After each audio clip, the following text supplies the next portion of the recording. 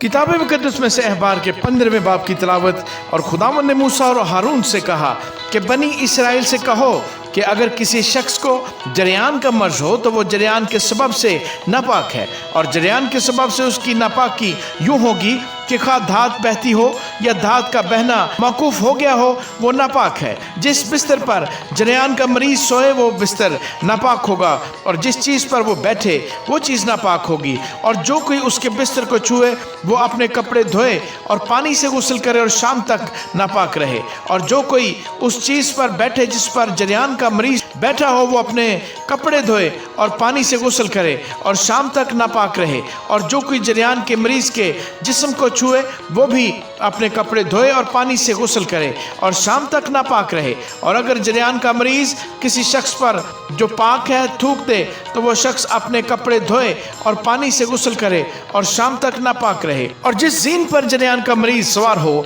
वो जीन नापाक होगा। और जो कोई किसी चीज को जो उस मरीज के नीचे रही हो छुए वो शाम तक नापाक रहे। और जो कोई उन चीजों को उठाए वो अपने कपड़े धोए और पानी से गुस्ल करे और शाम तक नापाक रहे। और जिस शख्स को जरियान का मरीज बगैर हाथ धोए छुए वो अपने कपड़े धोए और पानी से गुस्ल करे और शाम तक नापाक रहे।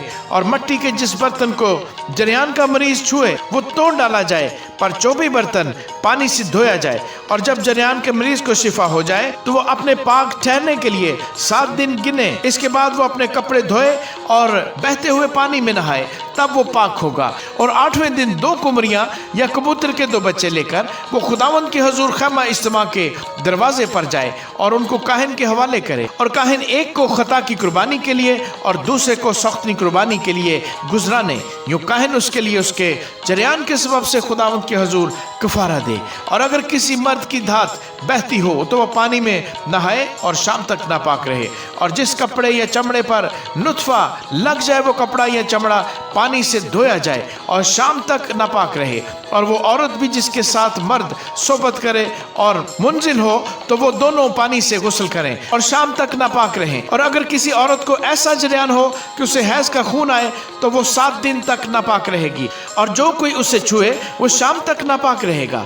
और जिस चीज़ पर वो अपनी नापाकी की हालत में सोए वो चीज़ नापाक होगी, और जिस चीज़ पर बैठे वो भी नापाक हो जाएगी। और जो कोई उसके बिस्तर को छुए वो अपने कपड़े धोए और पानी से गुस्ल करे और शाम तक नापाक रहे। और जो कोई उस चीज़ को जिस पर वो बैठी हो छुए वो अपने कपड़े धोए और पानी से नहाए और शाम तक नापाक रहे। और अगर उसका खून उसके बिस्तर पर या जिस चीज़ पर वो बैठी हो उस पर लगा हुआ हो और उस वक्त कोई उस चीज़ को छुए तो वो शाम तक नापाक रहे। और अगर मर्द उसके साथ सोबत करे और उसके हैज का खून उसे लग जाए तो वो 7 दिन तक नापाक रहेगा। और हर एक बिस्तर जिस पर वो मर्द सोएगा नापाक होगा। और अगर किसी औरत को अयाम हैज को छोड़कर यूं बहुत दिनों तक खून आए या हैज की मुद्दत गुजर जाने पर भी खून जारी रहे तो जब तक उसको ये मैला खून आता रहेगा तब तक वो ऐसी ही रहेगी जैसी हैज के दिनों में रहती है, वो नापाक है। और इस जरियाने खून के कुल अयाम में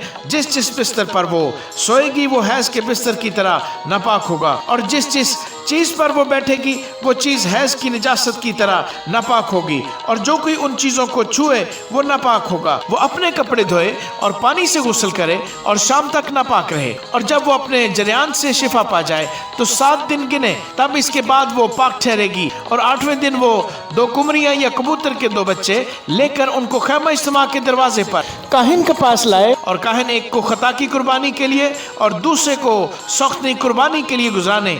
यूं काहिन उसके नापाक खून के जरियान के लिए खुदावंद के हुजूर उसकी तरफ से कफारा दे।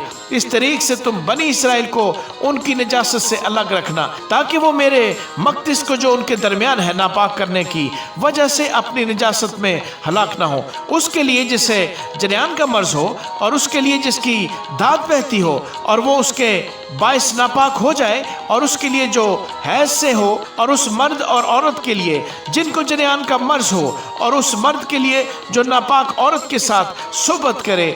शरा यही है। आमीन।